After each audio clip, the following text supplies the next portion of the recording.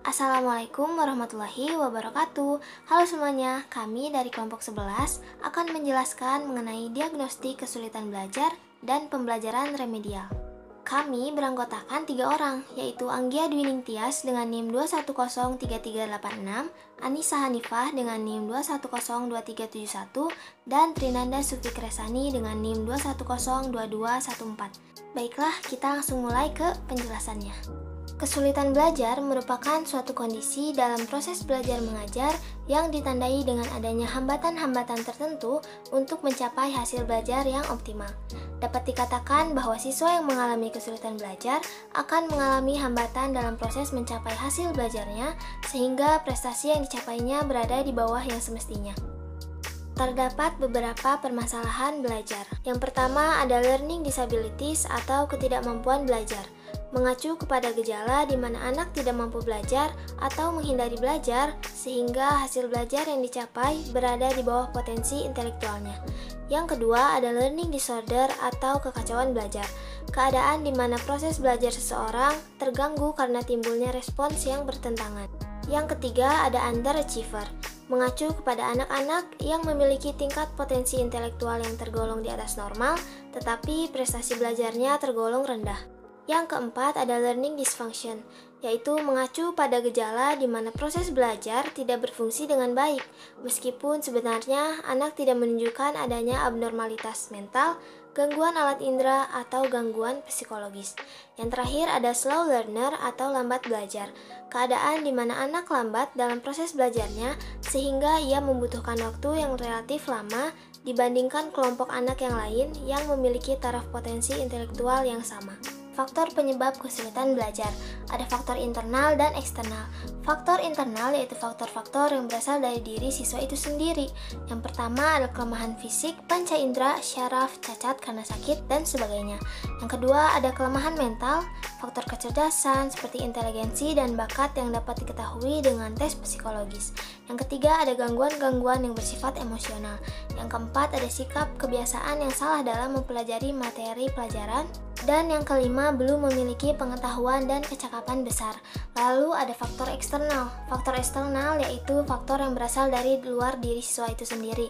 Yang pertama ada situasi atau proses belajar mengajar yang tidak merangsang siswa untuk aktif antisipatif. Yang kedua ada sifat kurikulum yang kurang fleksibel. Yang ketiga beban studi yang terlampau berat. Yang keempat metode mengajar yang kurang menarik. Yang kelima kurangnya alat dan sumber untuk kegiatan belajar. Dan yang terakhir adalah situasi rumah yang kurang kondusif untuk belajar. Ciri-ciri peserta didik yang mengalami kesulitan belajar.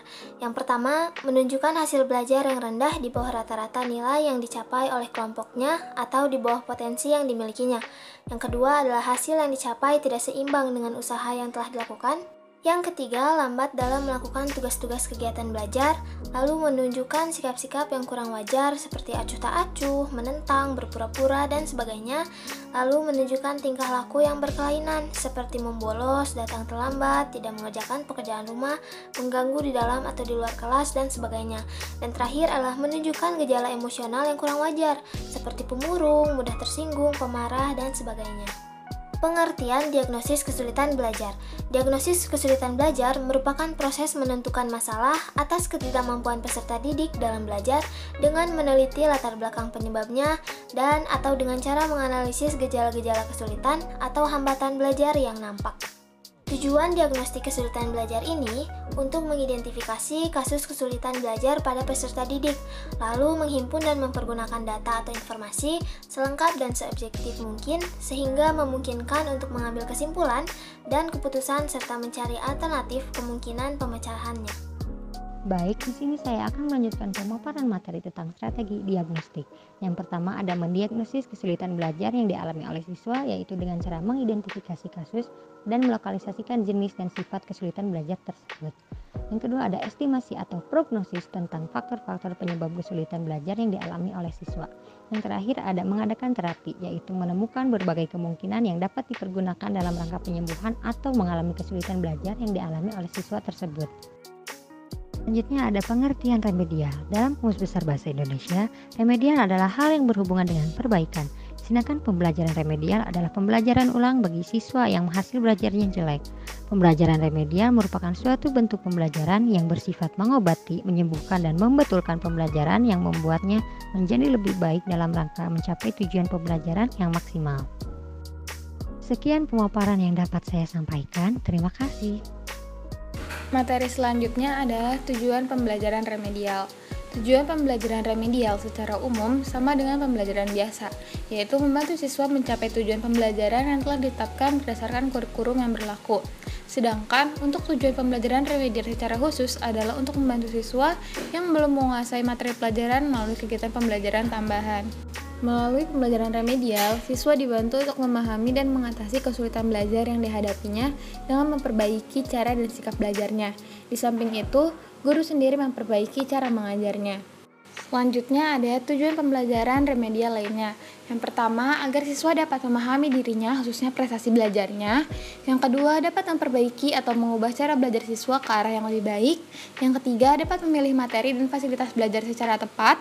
Yang keempat, dapat mengembangkan sikap dan kebiasaan yang dapat mendorong tercapainya hasil belajar yang jauh lebih baik.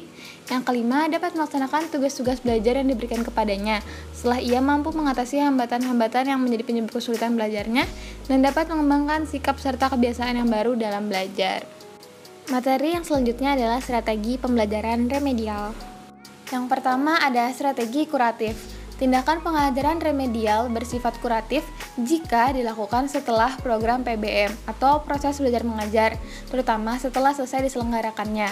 Program PBM dapat diartikan sebagai program untuk tiap pertemuan, untuk satuan atau unit bahan pelajaran, atau satuan waktu tertentu seperti mingguan, bulanan, semester, dan sebagainya. Strategi dan pendekatan teknik ini diberikan kepada murid yang secara empirik menunjukkan kesulitan belajar tertentu yang diprediksikan atau diduga akan mengalami kesulitan dalam menyelesaikan suatu program studi tertentu. Berikut ini adalah beberapa teknik pembelajaran dengan strategi pembelajaran kuratif. Yang pertama ada pengulangan.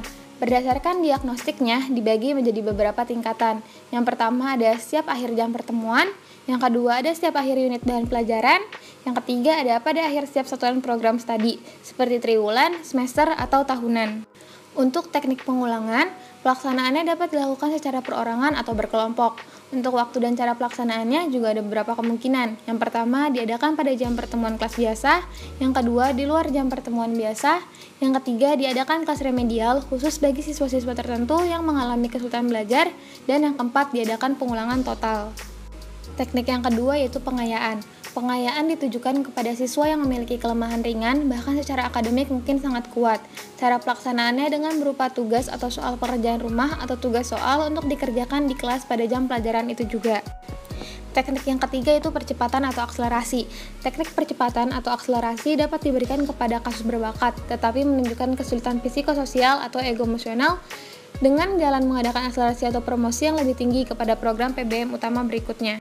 Strategi yang selanjutnya adalah strategi preventif. Sasaran pokok dari strategi preventif adalah upaya yang ditujukan kepada siswa tertentu yang berdasarkan data yang dapat diantisipasikan atau diprediksikan akan mengalami kesulitan dalam menyelesaikan suatu program studi tertentu yang akan ditempuhnya. Strategi preventif merupakan tindak lanjut dari pre-teaching diagnostik. Berdasarkan hasil pre-test teaching diagnostik ini, maka secara garis besar murid dapat diidentifikasikan ke dalam 3 kategori, yaitu yang pertama, mereka yang diperkirakan akan mampu menyelesaikan program proses belajar mengajar utama sesuai dengan waktu yang telah disediakan atau kategori normal rata-rata. Yang kedua, mereka yang diperkirakan akan sanggup menyelesaikan program lebih cepat dari waktu yang telah ditetapkan atau murid yang cepat. Yang ketiga itu mereka yang diperkirakan akan terlambat atau tidak akan menyelesaikan program sesuai dengan batas waktu yang telah ditetapkan. Dari ketiga kategori tersebut, ada 3 teknik pemberian pembelajaran yang bersifat remedial. Yang pertama ada layanan kelompok belajar homogen, yang kedua layanan pengajaran individual, dan yang ketiga layanan pengajaran secara kelompok dilengkapi kelas khusus remedial dan pengayaan. Yang ketiga ada strategi pengembangan.